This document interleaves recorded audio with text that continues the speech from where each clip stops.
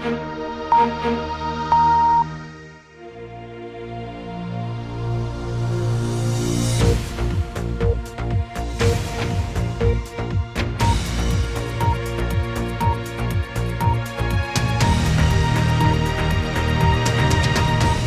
jama'a barkamu da warhaka daga nan ɗakin watsa shirye-shiryen BBC a London ga takaitattun labaran duniyar da kuma wasanni. A sassa daban-daban na duniya ana ci gaba da ɗaukar matakan kariya daga cutar coronavirus da ke daɗa yaduwa. Gwamnatin Lagos a Najeriya ta ce daga yanzu tilas ne jama'a su sa takunkumi a jihar. To a yau ɗin kuma shugaban Najeriya ya sassauta dokar kullen da ya kafa a wasu jihohi ciki har da Lagos ɗin don yaƙi da cutar. Sannan ya hana kai kawo a Kano inda annoba ke ruruwa. Za mu kuma ga yadda darussan da masana kimiyyar Afirka suka koya daga cututtukan Ebola da tarin TB da kuma AIDS ke taimaka musu a yaƙi da COVID-19. Yawan mutanen da aka tabbatar sun kamu da COVID-19 a Afirka a yanzu ya zarta 31,000. Adadin ya ƙaru sosai a Najeriya da Kamaru da Somalia da kuma Senegal. Bari mu duba wasu alƙaluma na baya-bayan nan. Cibiyar daƙile bazuwar cututtuka a Afirka ta ce kusan mutane 32,000 ne aka tabbatar suna da coronavirus a ƙasashen nahiyar 52. Daga cikin marasa lahiyar 423 sun mutu, sannan fiye da 9,500 sun murmure. A yanzu dole mutane su rika sa takunkumi a bainar jama'a a birni mafi girma a Afirkar wato Lagos a Najeriya. Gwamnatin jihar Lagos ɗin mai mutane wajejen miliyan 20 ta yi gargaɗin hukunta waɗanda ba su yi amfani da ƙyallen ba wajen rufe fuskokinsu. Fiye da rabin mutanen da ke fama da coronavirus a Najeriya suna zaune ne a Lagos ɗin. To kawo yanzu dai COVID-19 ɗin ta kama mutane sama da miliyan 3 a faɗin duniya kuma ta hallaka kusan 210,000. Firaministan Birtaniya ya koma bakin aiki yau bayan ya kwashe makonni 3 yana fama da cutar. A jawabin da ya yi a gaban fadar gwamnati ta Downing Street, Mr. Johnson ya ce ba zai yi saurin sassauta matakan kulle ba don gudun kada annobar ta ƙara ruruwa a daɗa samun mace-mace kuma tattalin arziki ya ƙara ja da baya. To a Najeriya shugaba Muhammadu Buhari ya sassauta dokar kulle a jihohin Abuja da Lagos da Ogun. Sassaucin zai fara daga karfe 9 na safiyar Litinin mai zuwa. Ya bayyana haka ne a jawabin da ya wa 'yan Najeriya ɗazun nan. An sa doka ce da zama yaƙi da cutar coronavirus.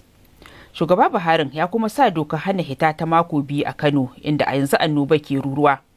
Tun farko gwamnan jihar Kano Abdullahi Umar Ganduje ya zargi hukumar yaƙi da COVID-19 da shugaban ƙasa ya kafa da rashin tallafawa Kano. Hukumar dai ta musanta zargin da gwamnan Gandujen ya yi inda ta ce ta tura ƙwararru 17 zuwa jihar don taimaka mata. To ɗazu Ibrahim Mijinyawa ya tuntuɓi Farfesa Sadiq Isa Abubakar, shugaban kwamitin yaƙi da corona a Kano, don jin ainihin halin da ake ciki a can. Na farko dai alƙalima suna nuna cewa wato waɗanda suke da ɗauke da wannan cuta ta COVID-19 ƙaruwa suke yi. Yanzu haka daga guda ɗaya an kai har 77. Bayan wannan kuma sai gashi ana ta samun rahotanni cewa mutane musamman waɗanda shekarunsu suka manyanta suna rasuwa. To wannan yasa gwamnatin jiha ta kafa bincike domin a gano musabbabin abubuwan da suke sa ake mutuwa. Kamar yanzu mace-macen da aka samu suna da alaƙa da ita cutar COVID-19 ne ko kuwa?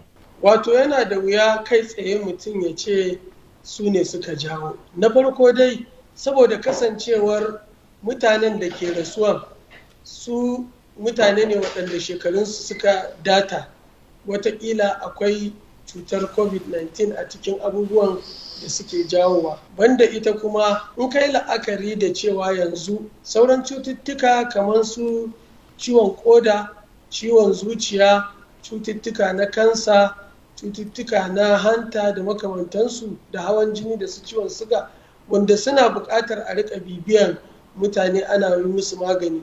To yanzu mutane ba sa iya zuwa asibitocin ko don tsoron COVID-19 ko kuma don rashin abin da za su biya kuɗin magani. Haka kuma kaga yanzu yanayin da muke ciki kusan kowace shekara akan ɗan samu ƙaruwar mace-mace a irin wannan yanayi. Abin da ya sa ba za mu tantance kai tsaye yanzu mu ce ita kaɗai ba ce, shine don ba a yin gwaje-gwajen yanzu a nan Kano, ballantana a tabbatar a hakikance ita ce. To daga ƙarshe gwamnan jihar Kano ya yi zargin cewa a matakin gwamnatin tarayya ba a ba su kamar goyon bayan da ya kamata wajen yaƙi da wannan cuta. Shin me za ka ce game da haka? Wato mun shiga wani yanayi ne da kowa a cikin damuwa yake. Lokaci ne yanzu da ya kamata dukkan mu haɗa kai tsakanin gwamnatoci na tarayya da na jiha da na ƙananan hukumomi domin a yi wannan yaƙi a yi nasara baki ɗaya. To za ku iya samun wasu bayanai akan wannan labarin da ma wasu a shahinmu na intanet bbc.com/hausa wanda za ku iya samu a wayoyinku na salula. To duk da cewa duniya ba ta taɓa fuskantar matsala irin coronavirus ba, amma ba ita ce matsalar lafiya ta farko ta gaggawa da duniya ta taɓa fuskanta ba, musamman a Afirka. Masana kimiyya a nahiyar na bullo da dabarun taimakawa kai saboda irin cututtukan da suke tunkara. Irin su Ebola da shawara da malaria da dai sauransu. Yankin yammacin Afirka ya ji jiki sosai bayan barkewar Ebola tsakanin 2014 da 2016. Mutane sama da 28,000 ne suka kamu, sannan fiye da 11,000 suka hallaka. Kwayar cutar HIV na barna sosai a gabashi da kudancin Afirkar. Yanzu haka mutane sama da miliyan 20 ke fama da ita a can. Sannan an kiyasta cewa shawara tana hallaka mutane 60,000 a kowace shekara. Bari mu ga yadda tsaka mai wuyar da nahiyar ta shiga a lokutan baya zai iya taimaka mata wajen yaƙi da COVID-19 ɗin. Ga rahoton Badariya Tijani Kalarawi. Ebola a Jamhuriyar Demokaradiyyar Congo ta sa makwabtanta cikin shirin ko ta kwana sosai na tsawon watanni. Wannan wani abu ne da ake yi a koda yaushe a filayen jiragen sama a ƙasashen Afirka da dama. Da cutar COVID-19 ta zo, sai kuma aka ci gaba da dudduba mutane a wuraren da ake shigowa irin wannan. A wannan gabar, za a iya cewa Afirka ta kwanda sanin yadda lamarin yake, kuma jinkirin da aka samu kafin cutar ta iso ya taimaka a ƙasashe da dama wajen yin shiri. Afirka ta sami kyauta ta lokaci. Sun sami damar ganin abin da kasashen yammacin duniya daban-daban da kuma bangarorin duniya daban-daban a yankin Asiya suka yi. Kuma na yi mamaki cewa ba a sami yawan waɗanda suka musanta cutar ba kamar yadda aka samu a yammacin duniya da kuma a China. Ina ganin kasashen Afirka da dama suna ɗaukar cutar da muhimmanci. Ɗabi'un mutane kuma na sauyawa cikin sauri a al'ummar faɗin Afirka, kamar yadda suka yi a lokacin da cutar Ebola ta ɓarke. An taƙaita zirga-zirgar jama'a a faɗin ƙasashen zuwa Kago, kuma koma a nan ana taka tsantsan. A shekarun 1980 zuwa 1990, wannan babbar hanyar daga tashar jiragen ruwa ta Mombasa zuwa Kigali ta zama wata hanya da cutar HIV ke yaduwa a yankunan karkara. Wuraren da direbobin manyan motoci ke tsayawa suna shafe da ransu sun zama wuraren da cutar ke yaduwa. Kuma da wannan cuta ta COVID-19, kasashe sun yi saurin gano su a matsayin masu haɗarin gaske. A nan Kenya ana dudduba su, amma a Uganda suna yi wa kowane direban babbar mota da ke shiga cikin kasar gwaji. Kuma ya zuwa yanzu sun gano masu cutar waɗanda ma ba sa nuna wasu alamomi. Afirka ta kudu ce ƙasar da wannan cutar ta fi wa illa a nahiyar, amma hukumomin lafiya na ɗaukar matakai sosai yanzu haka. An tura ɗimbin kayayyakin gwajin cutar tarin fuka zuwa unguwannin baƙaƙen fata da kuma ƙauyuka domin a yi amfani da su wajen yi wa ɗimbin mutane gwaji. Amma a wannan karan kan cutar COVID-19. Wannan shine abin da masana kimiyya ke ƙoƙarin yi a ɗakin gwaje-gwaje na Desmond Tutu. Binciken da ake yi game da gwajin cutar tarin fuka, inda ake karɓar samfur daga numfashi.